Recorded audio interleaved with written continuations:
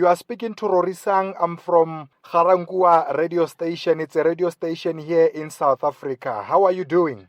I'm very well, sir. How are you? Thank you for asking. Yeah, fantastic stuff. In South Africa, it's in the month of August.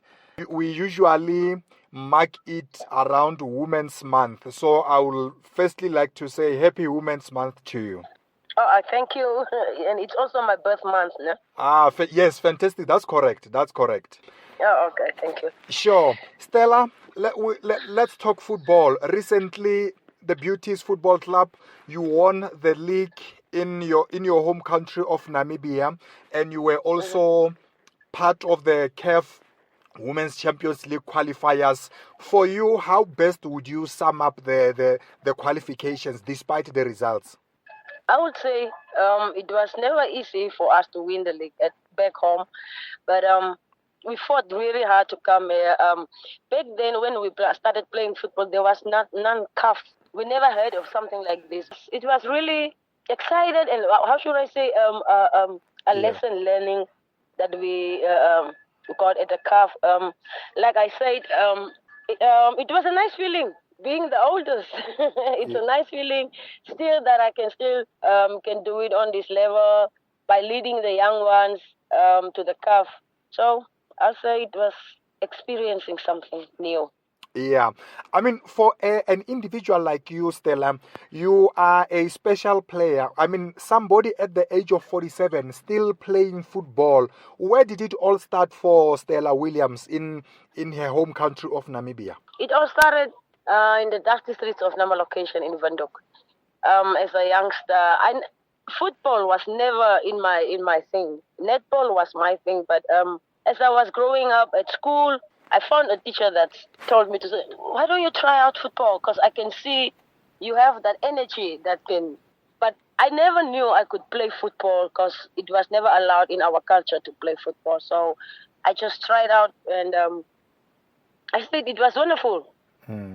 I started with 13 years and it motivated me. For the love of the game, I've continued. But at some point, I think 2014, 15, I've retired. I hang up my boots. But my leader now at Beauties, she told me that I was never done. So she needed assistant. So I came out of the retirement to about the youngsters.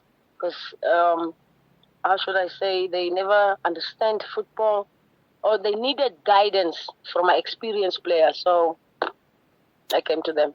But are you still in contact with the teacher, Stella, that once influenced you to choose football as a sport? Because, like you said, you come from a background of netball. Yeah. No, I think that teacher was from South Africa. Oh, yeah. I never see him as I was growing up, but I'll say all thanks to him. Because of him, I found myself in football world that I never thought I could dominate. Yeah. I'm happy. Football is actually, football is my life. I played it for the love of the game. During the week you played Mamelodi Sundowns. I know you lost the game, but I think the cherry on top for everyone was that a 47-year-old is still active. And I did my research and I found out that I think in the continent of Africa, you are the oldest player to take on the field of play. Surely that also makes you happy. It's all God's grace. Thank you for the question.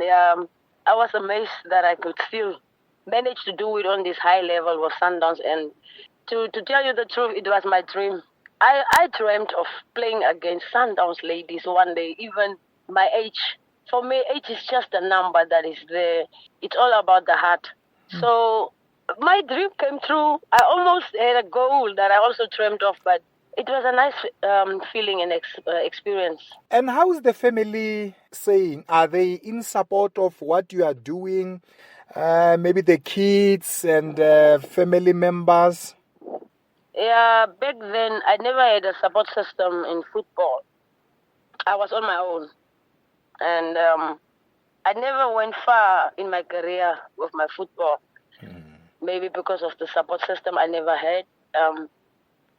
But I was having this feeling and laugh inside me. Let me say, I watch football on TV a lot. So the guys that really motivated me to play until my age was Ryan Giggs from Man United. It was a legend, Lucky Richter. He's from Namibia. Those guys, they played until 40-something, and I was like, wow, one day I will achieve that. So all my dreams came true, and it's really, I'm having small boys at home that really looked up to me. Like, I'm having a son that I raised. He's almost like me. He's 8 years. He how should I say? He learned. I'm teaching in football, basically, and all of them they laughed and supported me now. But back then I didn't have. But now I am having support system.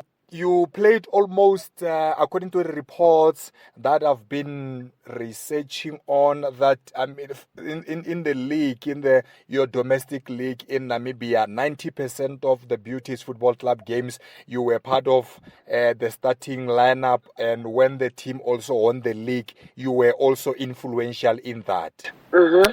What are some of the conversations are you having with the chair lady, the Salome, about your influence or also your contribution into the Beauties team club, football club? I'm just not a player at Beauties. I'm an assistant player coach. We really don't talk about it. There's just things that I'm just doing for the team. How should I say? We really don't have talks about influencing and like that, but the kids really laughed and want me to keep on being there to guide them, but I think it's enough. Yeah, my other question was going to be now, since you are a player coach, are you now going to continue playing in the league, or now you want to focus more on the coaching? But like you said, you do both coaching and playing. What are you thinking now going forward? For playing, my playing time is now over. It's now time to focus on the football world. But for now, I do have few licenses for coaching, but for now I need a rest from all football activities because I'm a Christian. I need to turn somewhere, like to the God side. No, football is just too much. Now it's time to look for His face. I don't think I'm gonna still be around football, but it's my wish to have all licenses in coaching world to one day coach Brave Gladiators. Yeah, that's my wish. But for now, my focus is on another road. Talking about another road, when are you calling it officially quit? When are you officially going to cut off from football activities? Like I told the reporters in Namibia, it was this league was my last, and it was my wish to see the team going through to the CAF. So I think it's enough. It's now. After if we arrive in Namibia, maybe before the season starts, I will announce that I'm going no more. And then what is your overall assessment of women's football in Africa? Is it growing? Yeah, back then it was really few, but as I can see, it's really growing, and a lot of girls is excited to play football. Yeah, so it's growing. As we close off the month of August in South Africa, where we celebrate Women's Month, what is your message to other women and also young and up-and-coming football players? Thank you for the question. I will motivate them to keep on doing sports.